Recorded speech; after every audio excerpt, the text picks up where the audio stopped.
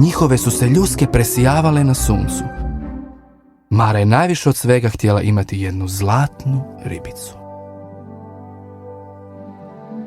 Jednoga dana splela je mrežu, spustila ju u jezerce i čekala. Možda se uhvati riba.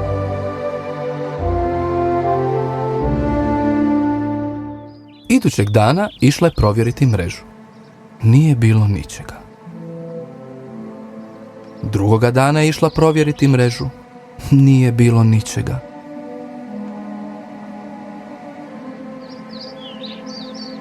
Trećega dana, kad je išla provjeriti mrežu, u mreži je plivala jedna zlatna ribica.